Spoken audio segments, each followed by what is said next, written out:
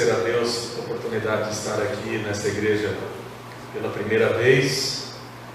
Nós fomos contactados para estarmos aqui falando sobre esse tema e nos sentimos muito honrados e felizes porque percebemos que as igrejas estão interessadas em conhecer cada vez melhor a nossa fé pentecostal, né?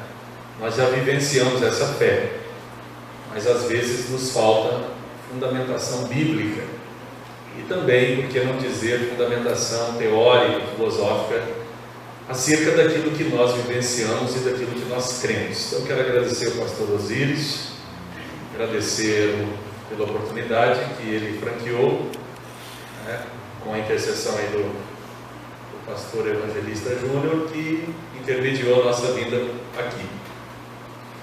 Então eu estou muito grato a Deus por essa oportunidade nesta noite. Meus irmãos, vamos abrir a Bíblia para que nós tomemos um texto. Esse texto bíblico, ele vai servir como norte para a nossa reflexão nessa noite. Mas não vamos fazer aqui nenhuma espécie de exegese desse texto. É mais mesmo para nortear a nossa primeira palestra, a nossa primeira fala. Está no livro de Hebreus, Epístola aos Hebreus, capítulo 1.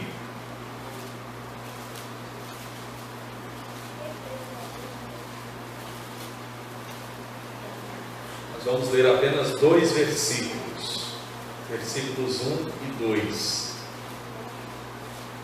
Hebreus, capítulo 1, versículos 1 e 2.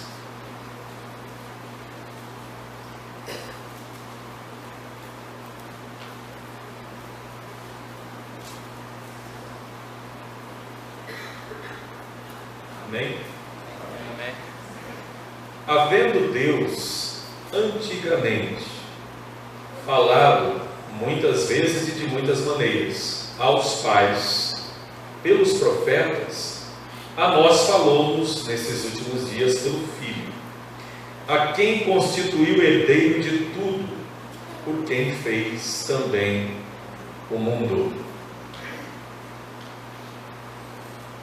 A Epístola Anônima, né, aos Hebreus, é o único texto do Novo Testamento que nós não temos ciência de sua autoria.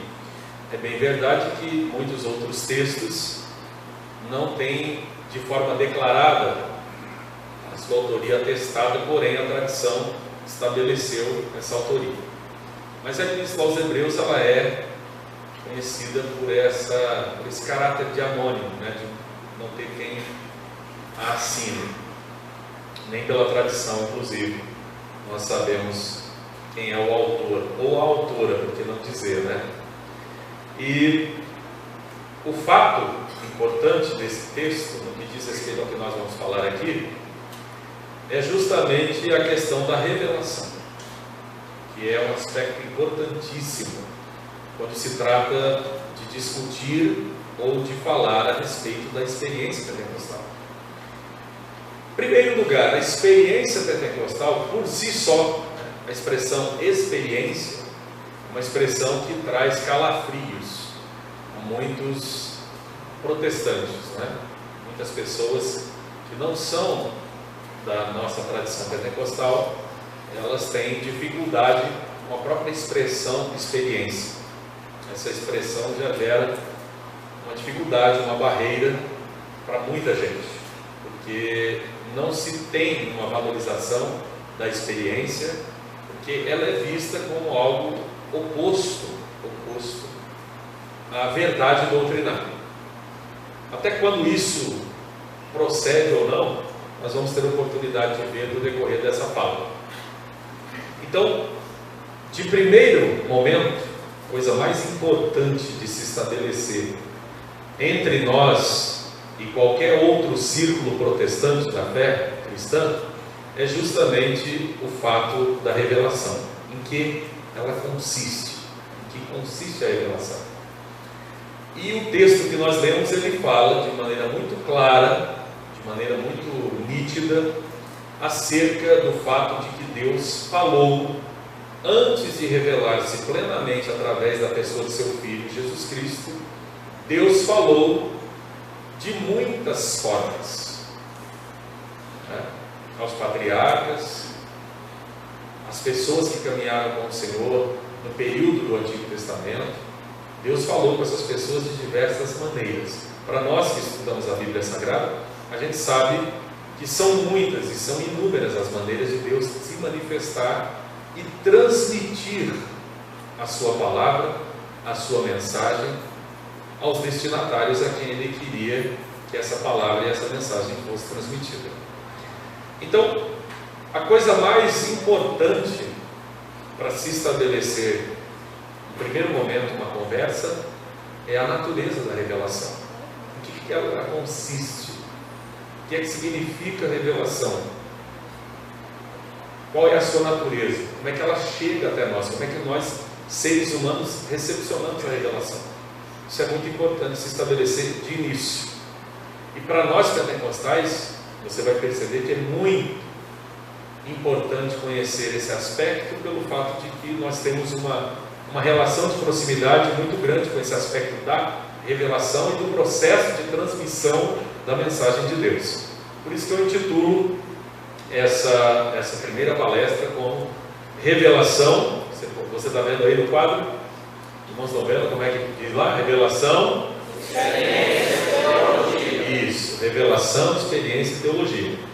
Essa palestra está baseada no capítulo 15 do nosso livro. Aqueles que já têm o livro, que quiserem fazer uso, vai estar baseado aí no capítulo 15 do livro, página 335, cujo título é Revelação, Experiência e Teologia na Perspectiva Pentecostal.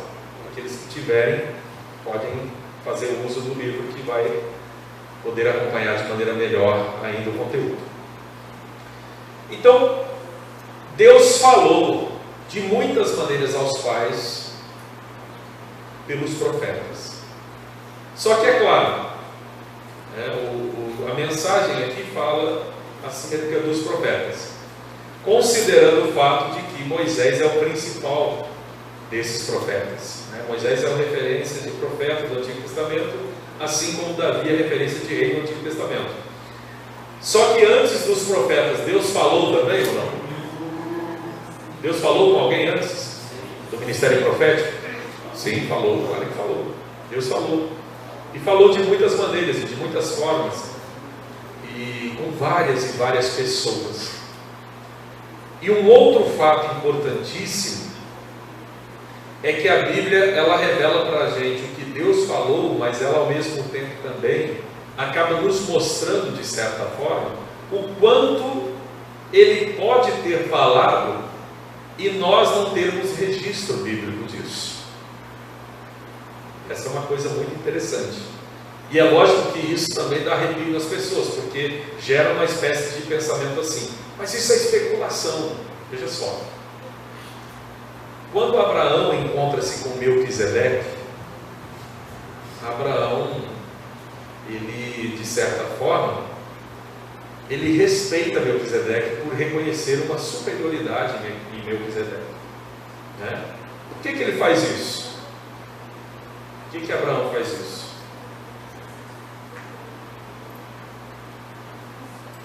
Porque ele reconhecia uma autoridade. Reconhece. É uma autoridade. E essa autoridade não está registrada no texto bíblico. A gente não sabe quando é que ele se encontrou com o Senhor, quando é que Deus o chamara, quando é que ele se tornou, rei, sacerdote. A gente não sabe. A Bíblia não conta, mas a gente sabe que essa figura é tomada, inclusive, aqui na Epístola aos Hebreus, como uma figura, como um tipo de Cristo. Um tipo de Cristo. Então, primeiro ponto, que se você quiser, você pode até tomar nota: a Bíblia não é um livro exaustivo. Ela não conta tudo que está acontecendo no mundo antigo, nem naquela faixa geográfica do mundo. Não conta. A Bíblia não tem esse aspecto exaustivo de contar tudo. Primeira coisa. Mas o fato é que esse homem conhecia Deus. Isso fica claro. Isso fica muito claro. Ele é tomado como um tipo de Cristo, né? Jesus é um antítipo. Então ele é um tipo de Cristo, porque não se fala de sua genealogia, não se sabe se ele tem pedigree, se ele tem sangue azul. O fato é que ele é sacerdote. E é como o Senhor Jesus Cristo. Ele não é da tribo de Levi, mas ele é sacerdote. Ele cumpre uma função sacerdotal. Então, o texto de Hebreus mostra justamente esse paralelo. Então, tendo estabelecido essa ideia, a gente não pode olhar para o texto bíblico como um texto exaustivo que tem um caráter revelatório absoluto, que vai revelar tudo o que aconteceu para a gente em mínimos detalhes, porque ela não se propõe para isso. E aí você pode dizer, tudo bem, mas o que ela se propõe a contar, ela conta tudo? Vamos caminhar com bastante calma para a gente perceber isso. É interessante que Deus parece se ocultar, e quando ele se revela, o mistério não diminui, parece aumentar. Ninguém compreende perfeitamente o ser de Deus, porque se o fizesse, se tornaria mais do que Deus. Se alguém conseguisse compreender Deus em sua totalidade, essa pessoa se tornaria maior do que Deus, então não tem condição. Então, existem alguns, nesse discurso que eu estou fazendo, existem algumas quebras de paradigmas, se você parar para pensar. Toda teologia que se pressupõe absoluta, no sentido de propor um DNA de Deus, de propor uma espécie de anatomia divina, ela é pretensiosa e ela é falaciosa. Ela não é uma teologia que faz jus à expressão teologia como discurso acerca de Deus, discurso acerca de Deus, que eu gosto mais dessa acepção do que ciência da fé. Ela é mais um discurso acerca de Deus. Esse discurso sempre é passível de ser criticado, de ser mudado, de ser repensado, porque ele é discurso, e sendo discurso, ele não é um discurso de Deus, é um discurso do homem acerca de Deus. E nós somos seres falíveis, nós somos seres limitados, e portanto não temos condição de exaustivamente dizer quem é Deus. E assim, consequentemente, não apenas do ser de Deus, mas da sua obra, dos seus feitos, da sua maneira de se revelar, da sua maneira de fazer. Agora, considerando alguns aspectos interessantes dentro disso que nós estamos conversando, eu queria que os irmãos acompanhassem comigo algumas palavras-chave que são necessárias. Nós temos 3 aqui, revelação, experiência e teologia, mas tem outras palavras-chave que são muito importantes, pelo menos outras 3 são importantes agregadas a essas aqui. Queria que os irmãos acompanhassem isso aqui. Então, a primeira que nós vamos ver é essa aqui. É a revelação. Primeira palavra-chave. A revelação, ela é fundamental, porque se Deus não quisesse se revelar, nós não o conheceríamos. Não teríamos condição de conhecê-lo. Então foi uma decisão de Deus em se auto-revelar-se. Deus se auto-revela, e isso faz toda a diferença para nós, seres humanos, que vamos receber essa revelação. Se ele não fizesse isso, nós não teríamos condição de conhecê-lo. Uma outra palavra muito importante nesse aspecto é a existência. Por que nós precisamos de uma revelação? Porque nós existimos. Pode parecer tudo muito óbvio o que eu estou dizendo, mas eu queria que os irmãos acompanhassem com bastante tranquilidade, para que os irmãos pudessem perceber a importância de se entender esse raciocínio. Para o pentecostalismo é muito importante esse raciocínio. Ele é fundamental. Por quê? Porque nós somos vistos como pessoas que não temos fundamento bíblico para viver a fé da maneira como vivemos. E aí o que eu estou propondo para os irmãos é entender como que o texto bíblico se forma. Como é que o texto bíblico é formado, é construído, para a gente poder perceber que a tradição pentecostal possui fundamentação bíblica muito bem estruturada, com bastante tranquilidade, e a gente pode estar seguro disso. Para isso que eu quero mostrar. Então, a revelação, ela só tem necessidade porque nós existimos. Se o ser humano não existisse, não havia necessidade de revelação, porque para quem que Deus precisa se revelar? Não é? Para quem não o conhece, porque quem o conhece, ou seja, a Trindade Santa, os santos anjos de Deus não precisam de revelação, eles estão desfrutando da presença de Deus, né? Fora que a Trindade é Deus, então eles estão em harmonia. Há uma harmonia naquela dimensão da realidade.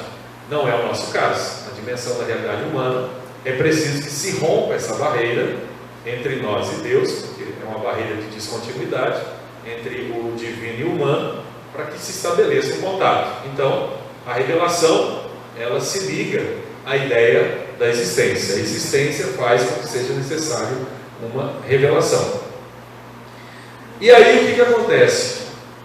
Uma outra palavra muito importante é a experiência, dentro dessa discussão entre revelação e existência.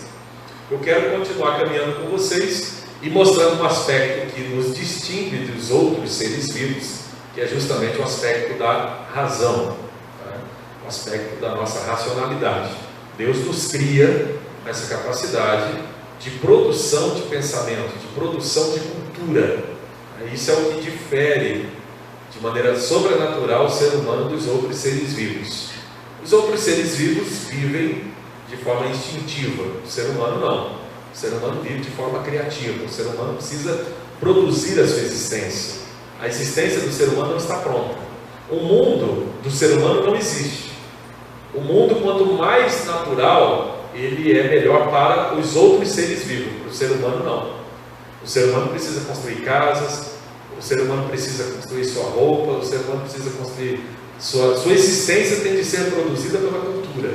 Então o ser humano ele é um ser que produz a sua existência, ele não tem existência própria como um animal, como um pássaro, né? Como um réptil, enfim, qualquer outro ser vivo do reino animal. Qualquer outro ser vivo da fauna, o ser humano é completamente diferente e independente. Então a razão o distingue disso porque ele consegue exercer domínio e modificar a realidade e assim construir a sua realidade. Tudo que nós estamos vendo aqui dentro dessa igreja agora é artificial. As poltronas que os irmãos estão sentados, as cadeiras, as paredes, os vitrôs, tudo isso são produtos do ser humano. Esse microfone produz o som, a minha roupa que vista, a roupa que você veste, a Bíblia que você porta, o celular que tocou agora há pouco, tudo isso que tem aí é produto da cultura humana. Isso tudo não tem na natureza, o ser humano que criou, que inventou, que produziu. Bem, uma outra expressão aqui muito importante que eu acabei de colocar ali, talvez passou despercebido. Vamos lá. Podem ver? Mistério. Essa é uma dimensão importante dessa discussão, desses elementos que eu estou falando com os irmãos. E, finalmente, eu coloco ali a palavra teologia.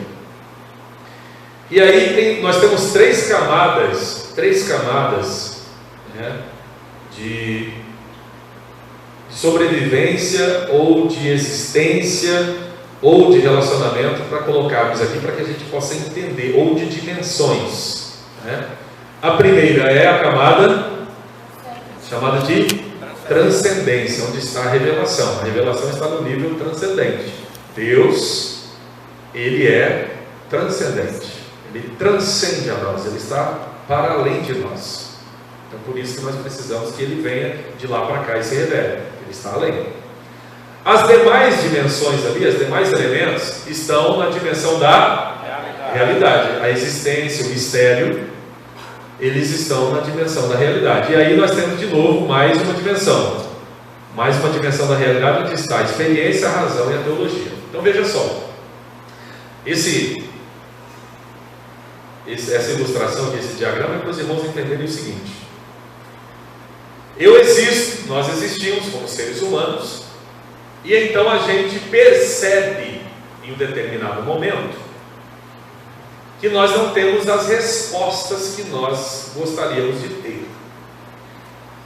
Uma vez que nós somos seres criados, né, temos razão, uma vez que nós temos capacidade de pensar, então o que acontece? Né? Se eu apontar ali, vocês vão ver, teria que apontar para cá. Né? Se nós pararmos para pensar, a gente começa a imaginar assim: Qual é o sentido da vida? E quando você imagina qual é o sentido da vida, você quer uma resposta. Por que eu estou aqui? Aliás, por que eu existo? Qual é o propósito da minha vida? Qual é o sentido de existir? Essa sensação de mistério, você sente que tem um mistério em que envolve a nossa existência. Você se pergunta: por que eu existo? De onde que eu vim? Por que estou aqui? Depois que eu deixo de existir, depois que a morte chega, para onde eu vou? Então você faz essas perguntas, né? Eu estou dizendo você pessoalmente, às vezes a gente pessoalmente também faz, mas o ser humano, estou dizendo o ser humano como raça humana, o ser humano na sua antiguidade mais remota, que você puder pensar, imagine, o ser humano, ele vai perguntar sobre isso. Ele percebe que existe alguma coisa que o transcende. A ideia de transcendência é justamente isso. Ele não se contenta só com o que ele enxerga, ele não se contenta só com o que ele vê, ele começa a imaginar que deve existir alguma coisa a mais. Tem que ter algo que nós não percebemos, nós não tocamos, nós não vivenciamos, nós não visibilizamos, mas existe. E aí ele pergunta: onde é que está isso? O animal não faz essas perguntas, o animal sobrevive, ele nasce, ele se acasala, ele forma a sua prole e ele morre e continua. Mas o ser humano não é assim. O ser humano constitui história, o ser humano ama, o ser humano odeia, o ser humano faz paz, o ser humano faz guerra, o ser humano disputa, o ser humano constrói, o ser humano destrói, o ser humano ele estabelece relações. E essas relações o ferem, e se não ferem por causa de algum problema circunstancial, mas quando vem a morte e separa essas relações, ele se sente ferido porque ele foi separado brutalmente disso. Então, o ser humano estabelece essas relações que são profundamente características do fato de sermos seres humanos. Então, dentro desse aspecto da existência do mistério, a gente vai fazendo experiências de relacionamento, experiências de encontro, experiências de conhecimentos, experiências de filosofias, experiências religiosas, experiências em diversas áreas, experiências culturais, experiências na área de trabalho, né? Enfim, experiências nas mais diversas áreas. E a gente faz essas experiências justamente porque nós temos razão. Nós temos esse atributo que com certeza nos distingue dos outros seres vivos, a nossa razão. E a nossa razão mesmo, é ela mesma quem produz as ideias, tanto as perguntas como as respostas. Ela produz isso. E dessa discussão nascem né, essa capacidade de prescrutar, de perguntar, de inquirir. Ela produz a religião, e ela produz também a filosofia, ela produz a teologia, e ela produz a ciência. Essa capacidade de perguntar, essa capacidade de questionar é que vai produzir o discurso, seja ele filosófico, seja ele religioso, seja ele teológico, seja ele científico. Ele vai nascer dessa capacidade. Então, isso aqui resume tudo que eu tenho para dizer para vocês, só que eu preciso dizer de maneira mais pormenorizada e didática. Mas esse quadro aí, ele é um quadro que resume tudo que eu tenho para dizer para os irmãos hoje. Então, a primeira questão, se você puder ler comigo ali, só para a gente ficar mais desperto. Nós existimos e precisamos dar ou ter um significado para esse mistério. Por que eu existo? Por que eu estou aqui? Qual é o meu propósito? Aí eu quero que você pense o seguinte. Eu quero que você se transporte lá para o mundo antigo, onde não existe Bíblia. Que a gente tem uma Bíblia na mão, então a gente acha que sempre existiu Bíblia. Não. Bíblia é algo muito posterior a essa caminhada milenar do ser humano sem nada. Em primeiro lugar, não existia nem alfabeto, né? Então, não tinha texto, tinha comunicação oral. E aí você imagina só o ser humano que se apartou de Deus, que não tem contato mais com Deus, e que agora vaga numa terra, um planeta, em que ele não tem consciência da sua origem, do seu ponto originário. Não tem consciência disso. Então, ele não suporta existir sem ter uma resposta para esse mistério de existir. Se ele não tem consciente essa resposta, ele produz porque ele precisa produzir, porque ele não consegue existir sem ter uma resposta. A existência esmaga o ser humano. A sua consciência não suporta. Aí você me diz, mas tem um ateu. Sim, tem um ateu no mundo cristianizado. Tem um ateu no mundo envolto de religião.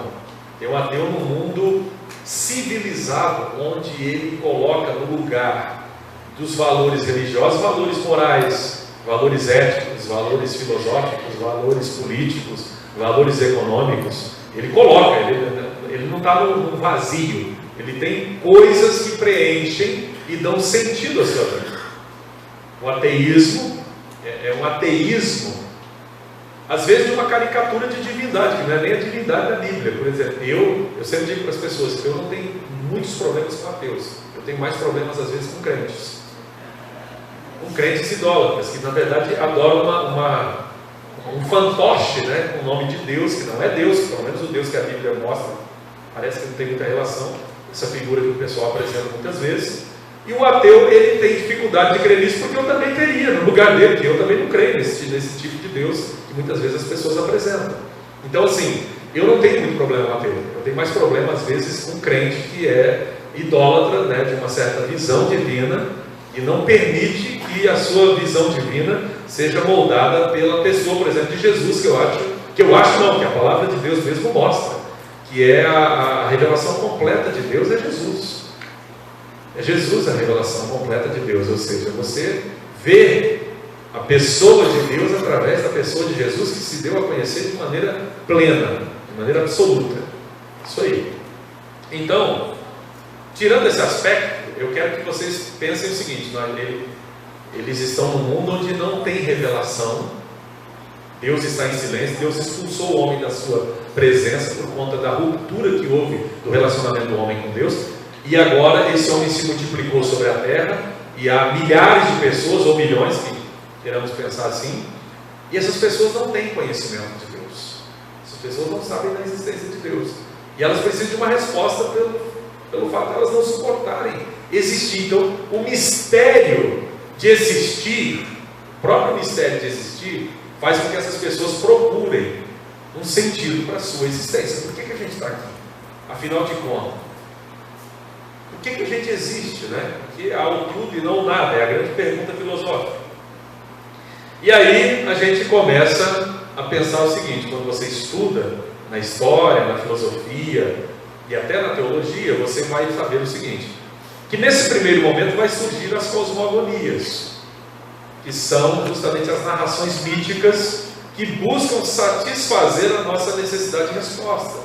A necessidade de resposta que o ser humano possui vai gerar as narrativas que ele mesmo produz, narrativas mitológicas. Essas narrativas mitológicas, elas vão ser geradas justamente por alguém que ainda não tem uma resposta do Deus que criou todas as coisas, e ela precisa inventar uma história para dar conta dela existir. Então ela cria. As narrativas míticas nascem justamente aí. São produtos da mentalidade humana, para ela mesma dar sentido para a sua existência, para as gerações posteriores conseguirem suportar. Agora, uma história que nasce de forma mítica, ela é transmitida oralmente através de uma família, que por sua vez está dentro, né, de um clã, que por sua vez forma uma tribo, que por sua vez forma uma aldeia, que por sua vez daqui a pouco forma um povo, uma nação, e assim nós temos aí um mito estabelecido, um mito originário, um mito, né, de criação, de fundação, que vai responder essas perguntas. E aí, dentro dessa instituição, elas precisam ter caráter institucional. Então se cria divindades, vão se gerar instituições, nascem religiões e nascem as práticas culticas. Vamos ter que produzir agora, né, o culto, porque o culto, ele de certa forma, ele aglutina pessoas, ele une pessoas em torno de uma divindade. As pessoas se ajuntam por afinidade, né, para adorar a mesma divindade, para praticar as mesmas coisas, para realizar as mesmas liturgias, etc. Então, toda religião, ela precisa de três coisas, né? É o mito, o símbolo e o rito. Ela precisa desses três elementos para poder se perpetuar. Só que esses três elementos não podem ficar soltos, porque as pessoas não vão cuidar direito disso. E aí vai nascer a necessidade de uma outra coisa, né? Vai nascer a necessidade de casta sacerdotal. Tem que ter o pessoal que administra a religião para poder controlar e dizer que essa religião vai se manter dentro daqueles cânones, daquelas regras, daquela forma de se entender as coisas, e não vai ter variação. Só que o que acontece, né? Como em qualquer coisa que o ser humano faz, as variações culturais e as percepções individuais, elas vão forjando leituras alternativas desses produtos humanos. Esses mitos, eles vão sendo modificados ao ter contato com outros povos, com outras culturas. Então, outras culturas absorvem o mesmo mito, só que dão caráter cultural próprio para aquela nação particular. Então, o mito vai se transformar, vai ter uma outra leitura do mesmo mito, da mesma narrativa, em outro povo. Né? É o caso, né, do Enuma Elish, que é um mito babilônico, é o caso, né, do mito de criação egípcio, e assim por diante, que você percebe que há grande semelhança entre esses mitos de criação do mundo antigo, porque eles têm uma origem praticamente comum. E aí, no passar e no transmitir e no contato que se tem, eles acabam tendo nomes diferentes, eles acabam tendo pequenas variações, mas se mantém, regra geral, as mesmas coisas. Bem, e aí o que acontece? Para que isso não se indefinidamente não se multiplique, cada um pensa de um jeito, o mito, o rito e a divindade, etc., tem que se fazer uma coisa, né? Tem que nascer o sagrado. A ideia do sagrado é a ideia de blindar as especulações. Então você sacraliza alguma coisa, e aquela coisa, uma vez sacralizada, ela blinda as especulações em torno dela, ou seja, ela se reveste de um aspecto imutável, de imutabilidade. Ela fica fixa, né? Aquela ideia, não pode mais ser modificada. E se coloca o juízo sobre quem vai fazer determinadas violações no caráter imutável daquela divindade. Então não pode ficar sendo modificado ao bel prazer, ao talante, né, da vontade alheia, individual. Precisa ter a blindagem, e aí nasce a noção de sagrado. E aí é dessa maneira que acontece uma coisa que nós conhecemos como dogma. O dogma, o que é o dogma? É o aspecto intelectual de alguma coisa que se reveste de autoridade. Essa autoridade é uma autoridade externa, porque nós estamos falando de mito. Uma autoridade externa, né, que atribui a esse aspecto uma questão de imutabilidade. Isso é inquestionável, não se discute mais. Depois, esse dogma parece que ele adquire vida própria, né? Ele adquire vida própria. A impressão é que ele se auto-sacralizou, porque quem inventou tudo isso já morreu, já passou adiante, uma geração que se foi, e a geração que vem fica com receio de fazer mudanças nesses aspectos, porque eles fazem parte da tradição e chegaram até ali assim. Então, eu estou falando bastante assim, eu fico preocupado, porque será que os irmãos estão conseguindo assim acompanhar? Será que eu estou conseguindo ser didático ao ponto de transmitir? Eu quero que os irmãos entendam perfeitamente essa caminhada da questão de que nós não falamos de revelação ainda, preste atenção, nós estamos falando de um mundo onde não tem revelação divina, é invenção humana para dar conta do mistério de existir. Tem todo esse processo aqui, eu estou mostrando isso para os irmãos entenderem o que acontece. Então, uma vez sacralizada aquela imagem divina, né, torna-se inquestionável. Mesmo que aconteça de pessoas pensarem e verificarem novas percepções, entender de forma melhor como aquilo poderia ser, e até apresentar aquela divindade de forma que seria até mais coerente para ela ser apresentada, mas aquilo não pode ser mexido, porque se cristalizou, né, e está dogmatizado e não pode mais mexer. É algo imexível. E isso se faz para manter uma certa ordem no caos, porque a religião ela é uma forma de manter ordem, né, de manter as pessoas sob júdice e sob controle. Então é preciso que não haja especulações em torno dela. Então, no primeiro momento, parece uma boa intenção, uma intenção de não deixar o caos instaurado.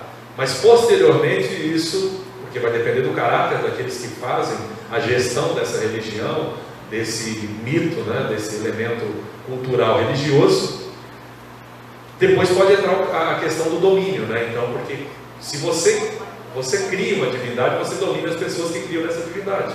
Se você cria dogmas, você domina quem acredita nesse dogma. Então há um interesse muito particular do gestor do dogma e do discurso inquestionável, que o discurso não seja abalado, porque se ele for abalado, aqueles que dominam, os que acreditam, vai perder o seu poder de mando. Então aquilo precisa continuar sendo acreditado.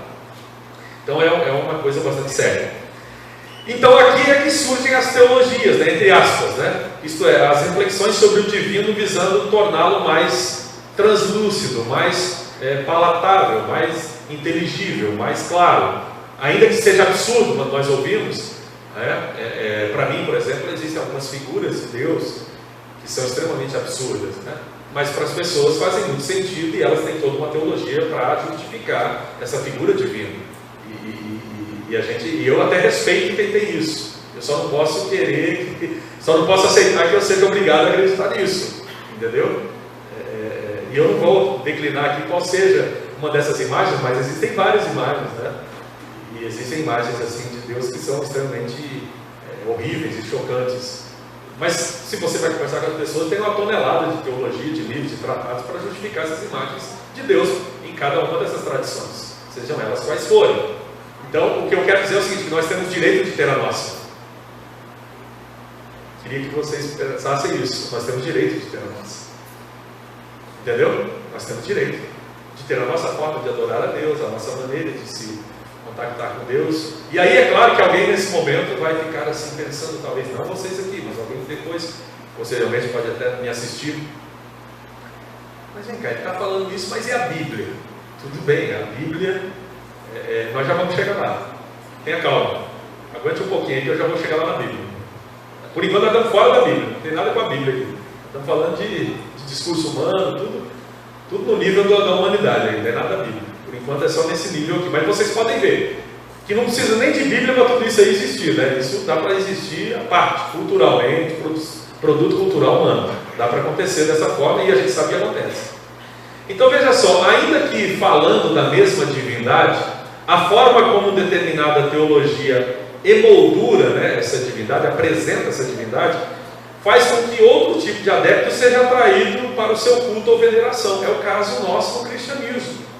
Nós temos cristianismo, né, de maneira tradicional, nós temos cristianismo de posições carismáticas, como é a nossa aqui pentecostal. Então, eu não sei bem se dá para dizer aqui o exemplo, né? Eu vou dizer, mas não sei bem se dá para encaixar. A gente diz que o Deus que nós adoramos aqui é o mesmo que se adora em outra igreja evangélica lá, né? Como outras confissões. Só que a gente é tão desunido por questões de detalhes que parece que a gente adora deuses diferentes. Eu tenho hora que eu descobri que são deuses mesmo diferentes. Porque a inimizade, a hostilidade que se estabelece lá para cá e daqui para lá, faz com que a gente tenha dúvida se a gente de fato está adorando o mesmo Deus, porque tem muita rivalidade. E a rivalidade acontece no nível da existência, não acontece no nível da transcendência, né? É hora que eu fico pensando o que Deus deve pensar de ver tudo isso aqui. Assim, nessa briga que a gente faz aqui, porque é a briga pela posse do discurso divino mais correto, né? Sendo que é muito pretensioso tanto uma coisa quanto a outra, mas enfim. Então, se essa teologia que vai nascendo às margens, a teologia marginal, pequena, que vai nascendo, se ela questiona a visão oficial, o que acontece?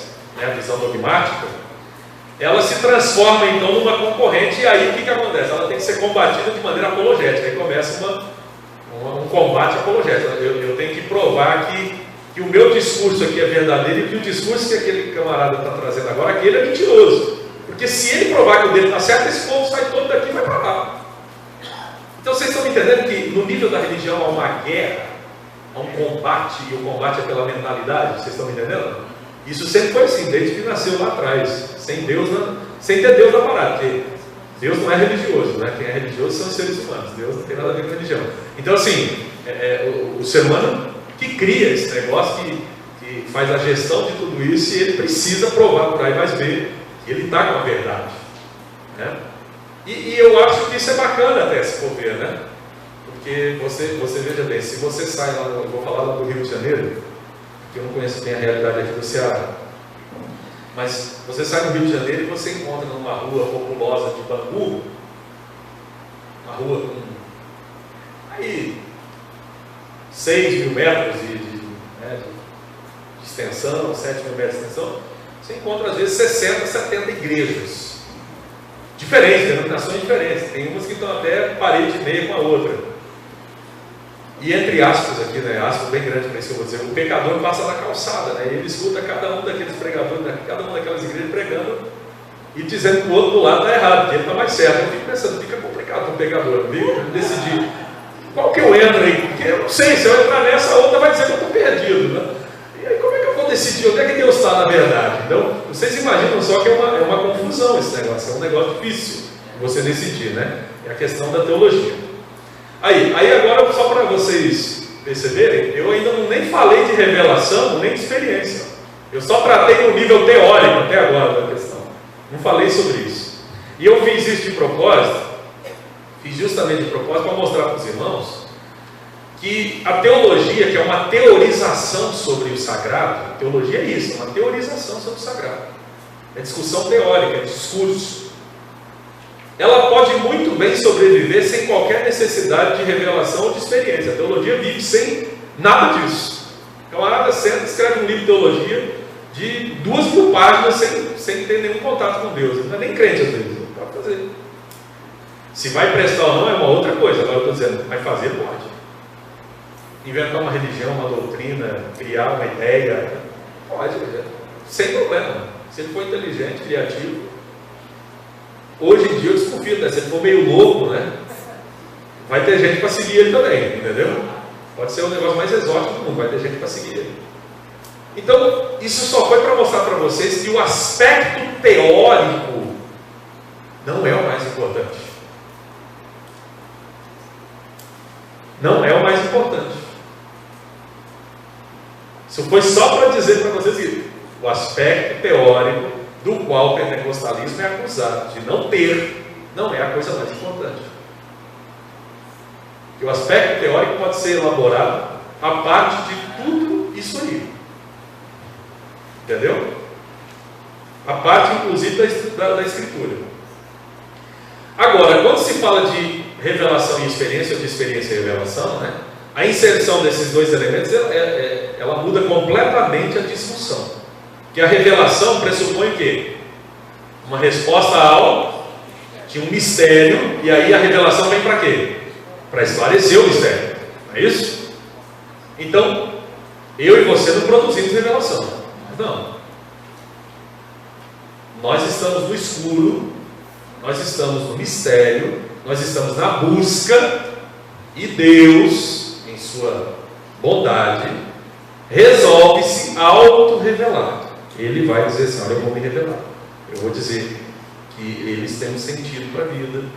Eles existem porque eu os criei. Eles experimentam a dor e a morte porque houve uma ruptura entre nós, entre o Criador e a criatura. Então, aí vem as explicações que nós precisamos para existir e aí sim orientar a nossa vida. Isso é importante se entender. O ato da revelação acontece aonde, meus irmãos? Acontece lá no céu?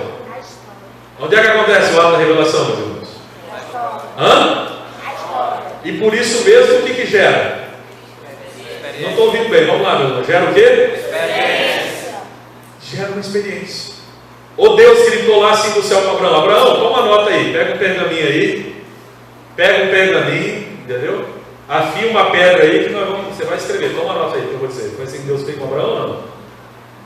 Foi, meus irmãos? O que Deus falou para Abraão?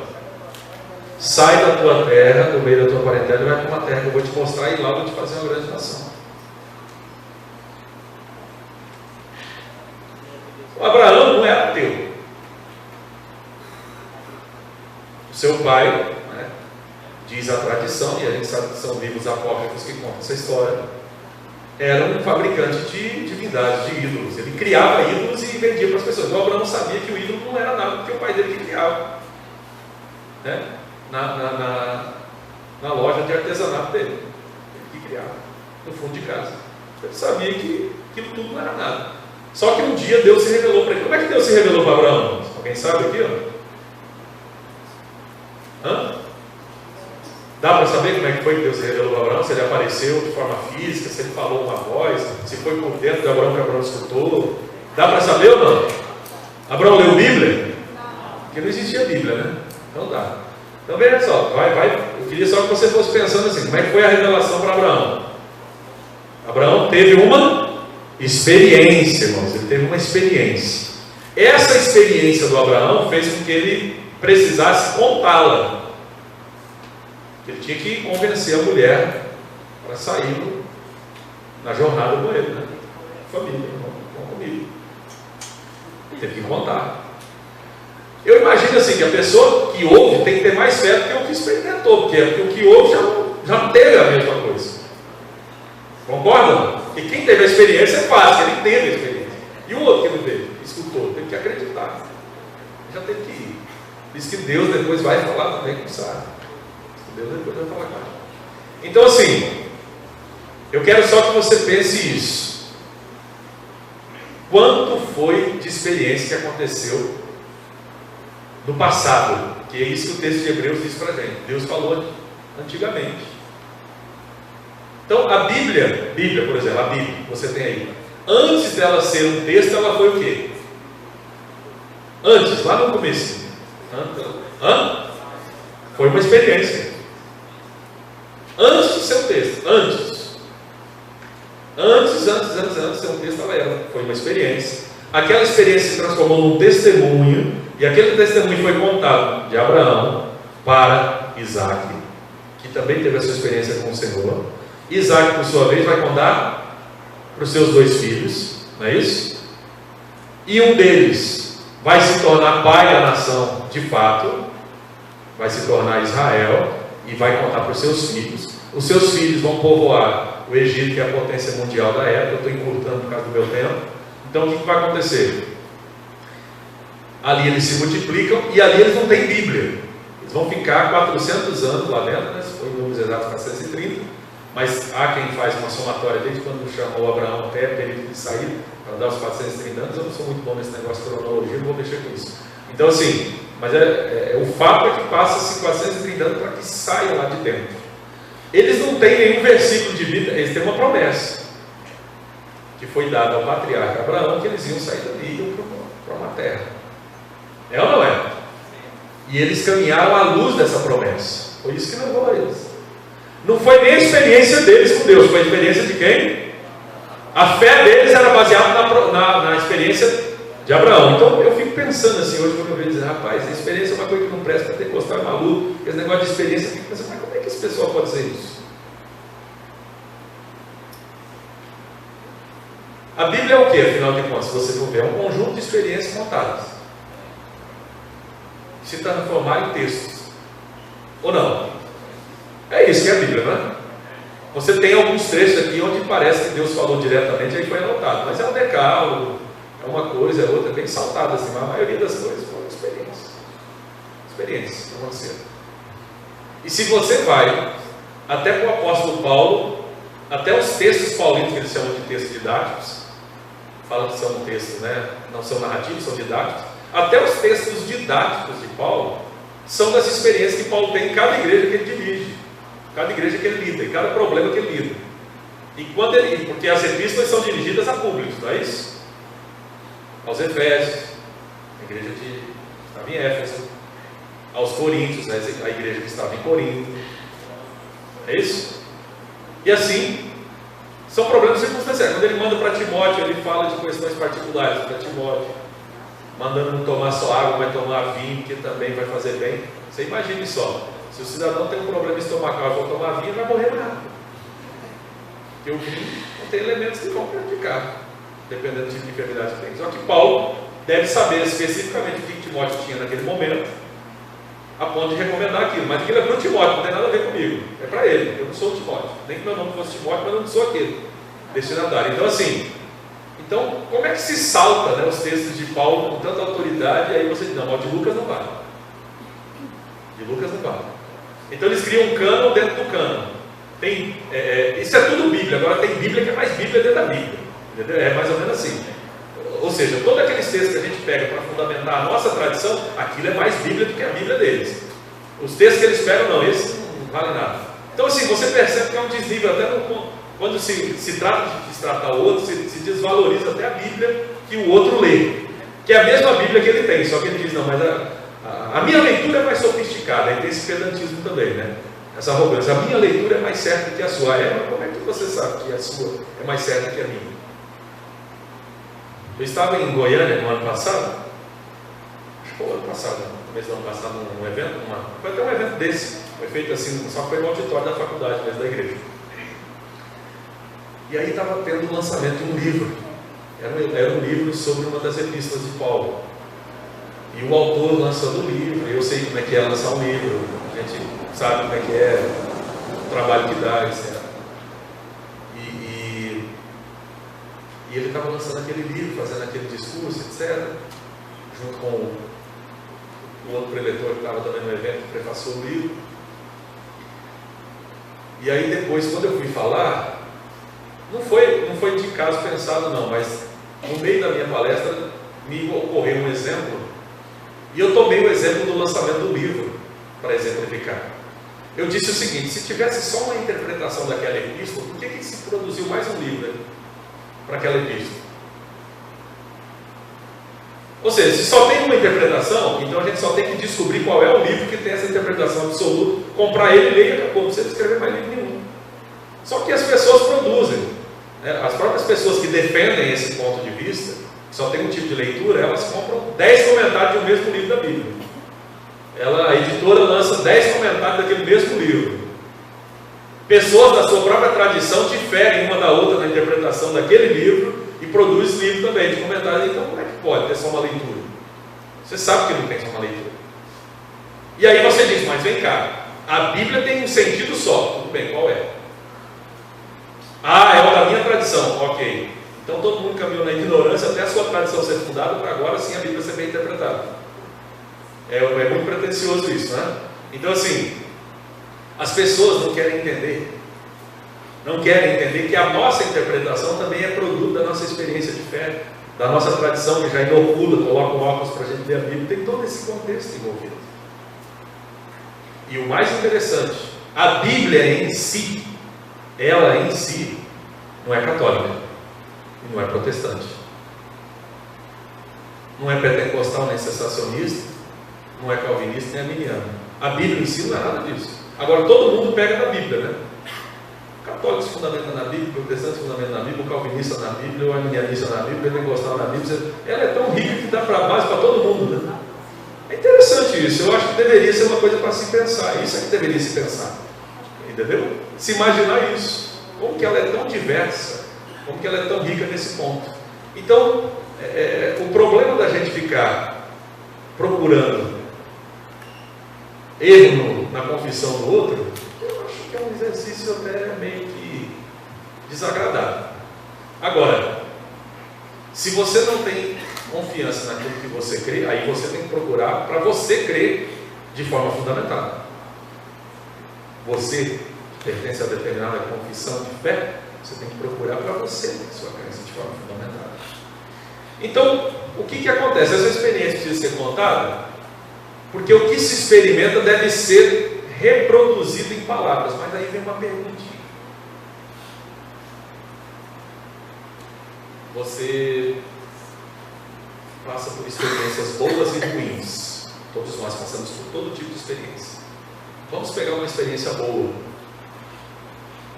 Você consegue reproduzir em palavras uma experiência de felicidade que você experimentou, você vivenciou na sua família, né? Ou em qualquer outra circunstância, ou da presença de Deus principalmente? Você consegue reproduzir isso em palavra a ponto do outro entender completamente o que aconteceu? Quem consegue?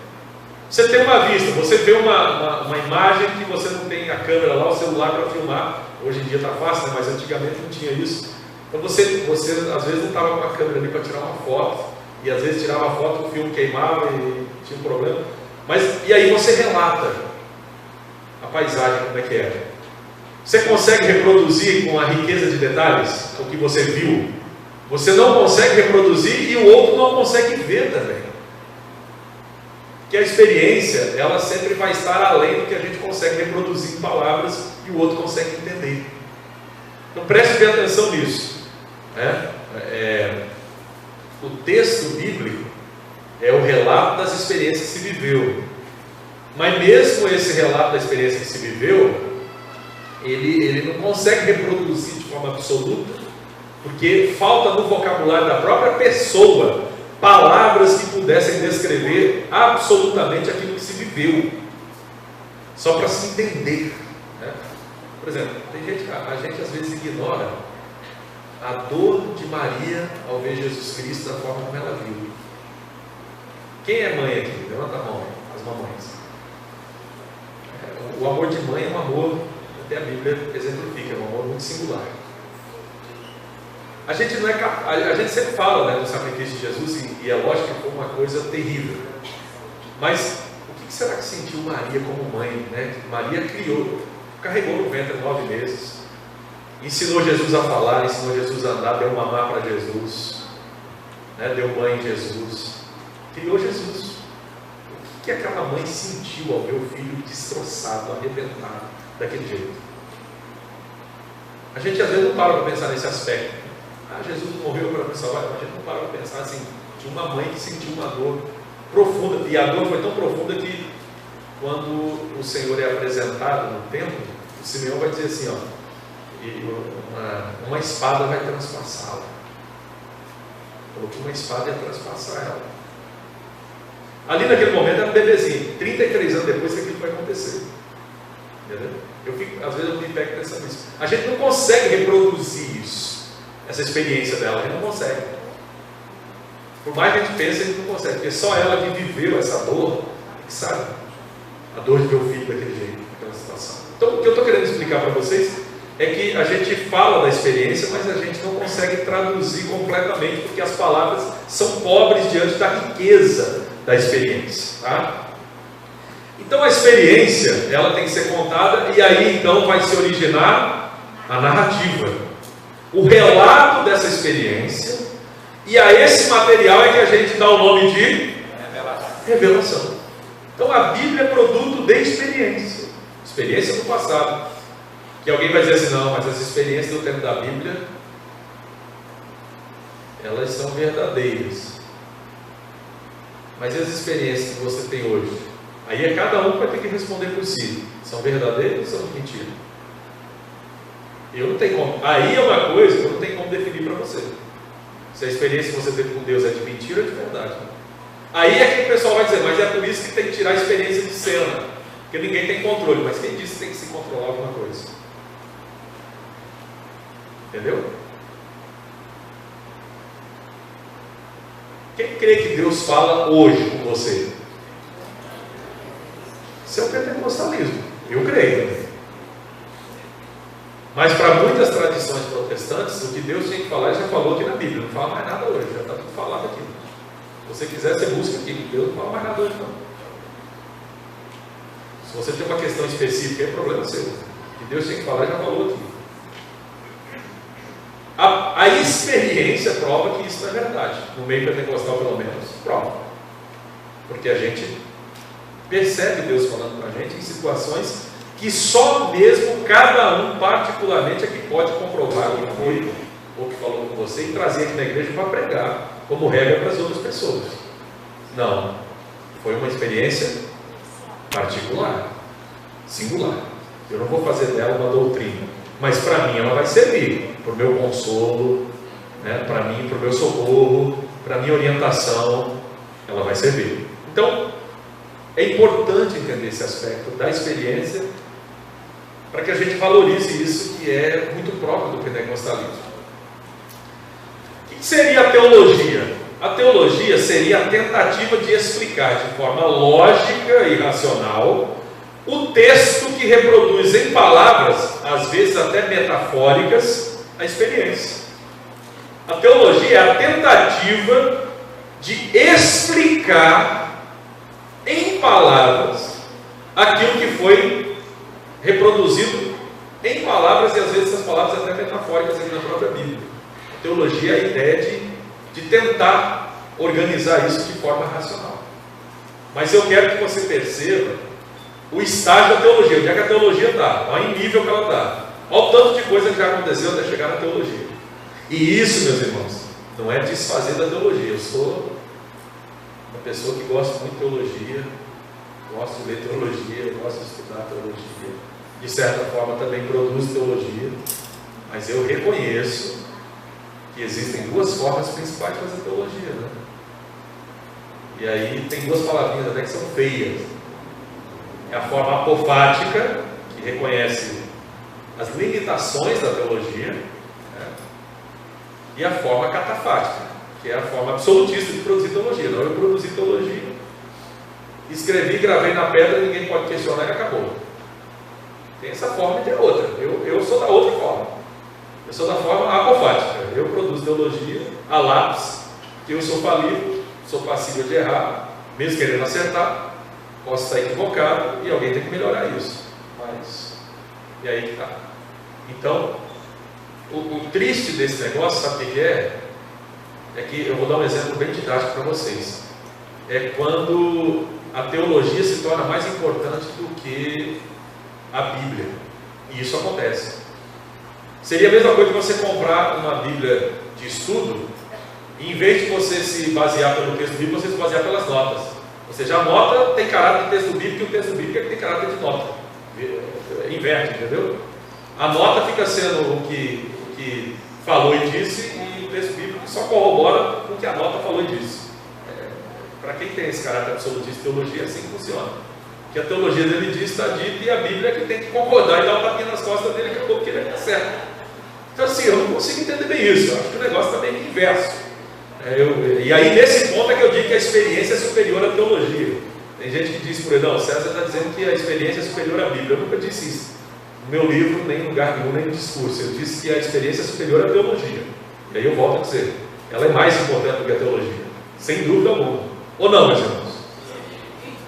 A experiência com Deus ela é muito mais importante que a teologia.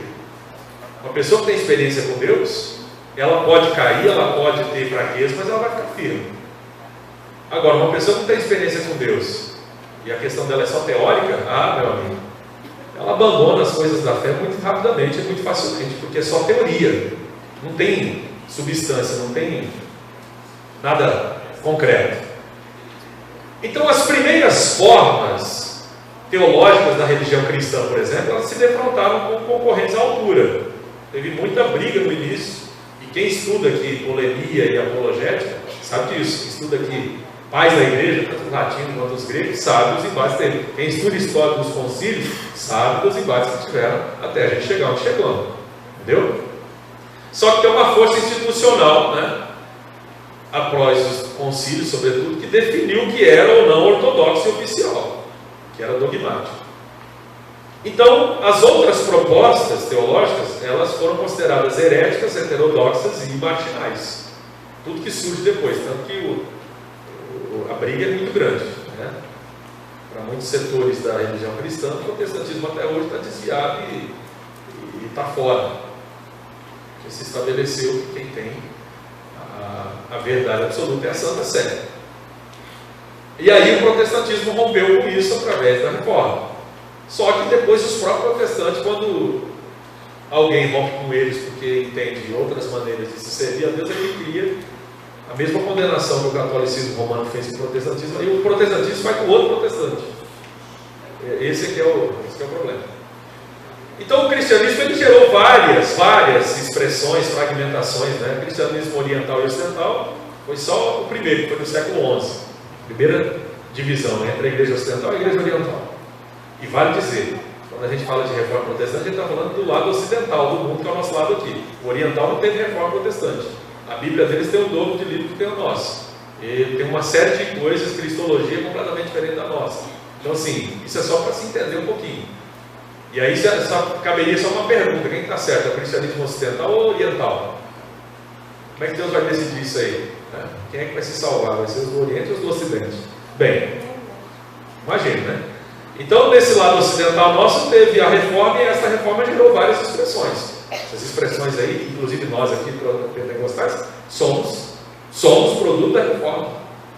Por mais que o pessoal reformado não goste que a gente diga isso, porque acredito que é o grupo que tem só o direito de ser chamado, né, de herdeiro da reforma, mas nós somos também. Então aí são algumas das expressões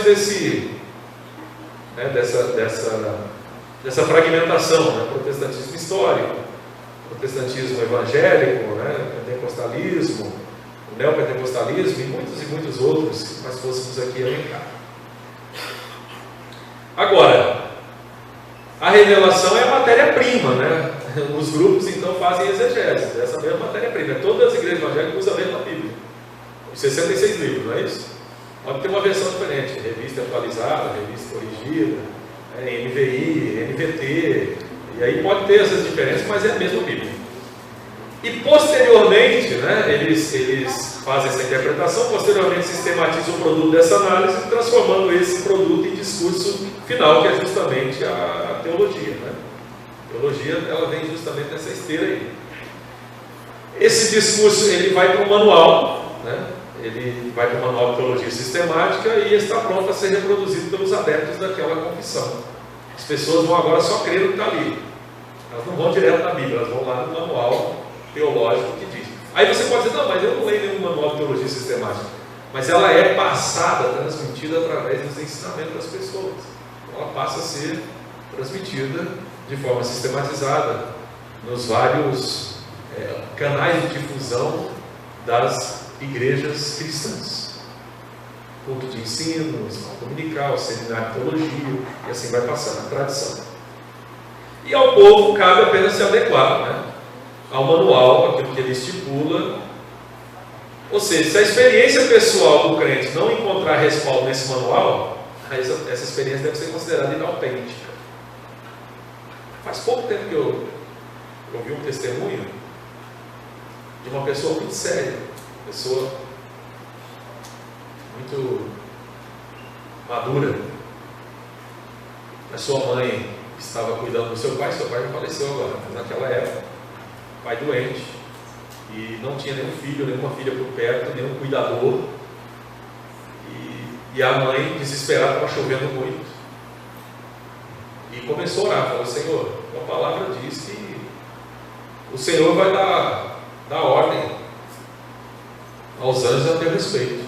Claro, se você vai ler o Salmo, não tem nada a ver com a gente, é um salmo messiânico, mas enfim. A irmã, na sua simplicidade, pegou o texto bíblico, leu e falou: Senhor, eu preciso que o Senhor mande anjos aqui para ressuscitar o meu marido aí, porque ele está tendo um infarto, alguma coisa dessa natureza. Diz que a irmã orou e teve dormiu, uma madorna ali, não sei quantos minutos. Quando ela acordou, tinha 2 seres dentro de casa. Foram lá, massagearam o peito do irmão, o irmão levantou, ficou bom, viveu não sei quantos anos mais e depois ele faleceu. Como é que eu posso dizer que isso é mentira? Eu, vindo de uma pessoa de idade séria, né, 2 pessoas de idade, uma esposa e esposa, que não vão ganhar nada com isso, que não são, né, pregadores, são pessoas que vão alucinar auditório, pessoas que contaram de forma informal na igreja. Eu não tenho como dizer que isso não é verdade. Agora, se isso contraria algum manual de dogmático teológico, eu lamento pelo manual, entendeu?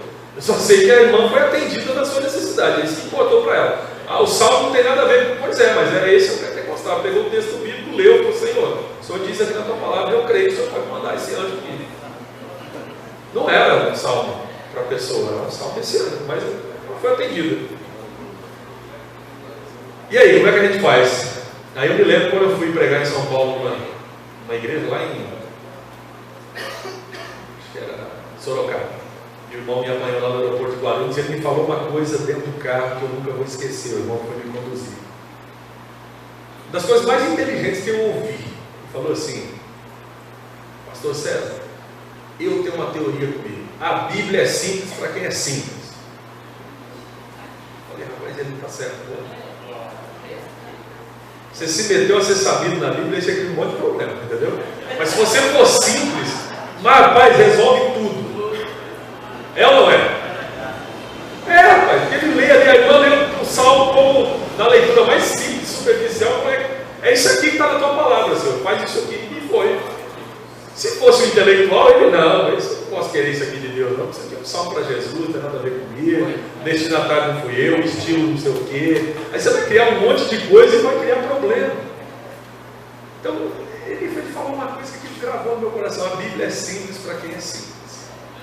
Pentecostal, né, o crente mediano, ele não tem conhecimento exegético, de grego, de hebraico, para fazer leituras mirabolantes, mas ele crê. Ele crê da forma mais simples e singela, que parece que é a forma que Deus aprecia que se creia.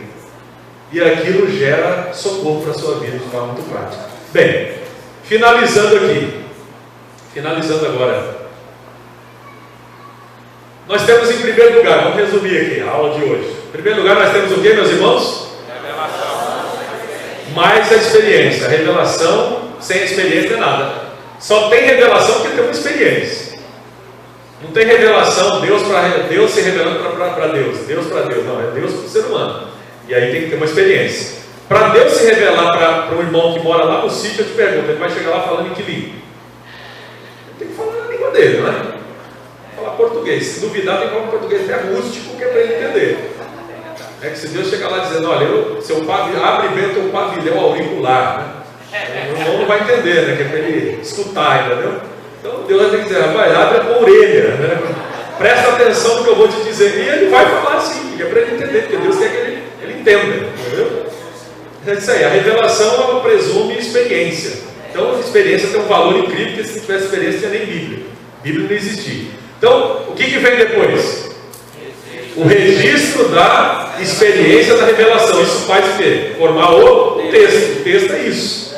É o registro da experiência da revelação.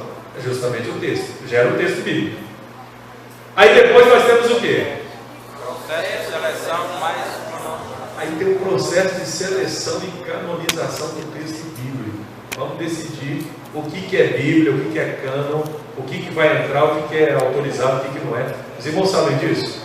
Por exemplo, o Antigo Testamento já estava estabelecido nos dias de Jesus.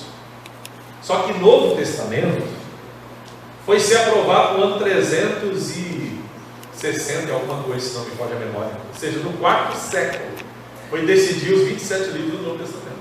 Até ali, a igreja lia todos aqueles livros. Então você imagina só quanto que não foi produzido de doutrina, de coisa com base em outros textos. A gente sabe disso, quem estuda teologia sabe disso de forma muito tranquila. Então, esse processo de seleção e canonização é muito sério. E aí gerou o quê? As cópias e as traduções, porque texto original não tem nenhum. Não existe texto original. Nunca se encontrou um texto original. Todos que nós temos são cópias. E é só no final que vem as teologias. As teologias vêm depois de tudo isso. Agora, como é que pode, né? O cidadão cria uma teologia aqui e ele quer dizer que a teologia é superior à experiência, é superior à revelação. Ele coloca, porque coloca no... A maioria das pessoas que se encrencam com o negócio de aspectos doutrinários não é por causa da Bíblia, é por causa da teologia da sua tradição. Ela defende de uma forma que parece que é inquestionável. Meu irmão, eu só tenho a lhe dizer uma coisa. A experiência que nós temos na realidade pentecostal é cada um de nós que pode dizer para si mesmo se ela é verídica ou não. Eu aqui não tenho condição de avaliar a sua experiência. Se ela foi de Deus, se ela não foi, se ela foi verídica, se ela não foi. Eu tenho condição de avaliar a minha. E a minha eu tenho certeza que foi. E ela fez toda e faz toda a diferença na minha vida, na minha produção teológica, na minha reflexão bíblica, na minha caminhada com Cristo. Vou dizer para os irmãos, se não fosse a minha experiência com o Senhor, eu não estaria mais aqui. Se depender só de teologia, só de discussão teológica, doutrinária e etc., não estaria mais aqui. Eu estou aqui por uma experiência viva que eu tenho com o Espírito Santo de Deus. E se você tem, você deve valorizar isso. E é a partir disso que se produz teologia de qualidade. É a partir de uma experiência de fé que se compromete a ler o texto bíblico e entender que as coisas que aconteceram naquele tempo podem não se dar exatamente daquela forma com a gente hoje, mas o Deus que fez naquele tempo faz hoje também. E é assim que nós cremos, é assim que nós acreditamos, e é assim que nós devemos caminhar. Então amanhã nós queremos, com a permissão de Deus, falar um pouquinho mais sobre a nossa experiência, denominada de segunda bênção. Mas já entendendo que a experiência é uma coisa valorosa, porque a Bíblia é produto da experiência dos homens com o Senhor nosso Deus. A própria Bíblia é sagrada. Então, valorize a experiência, porque ela é uma coisa muito maravilhosa. Devolvo a palavra aqui à coordenação do evento, e aí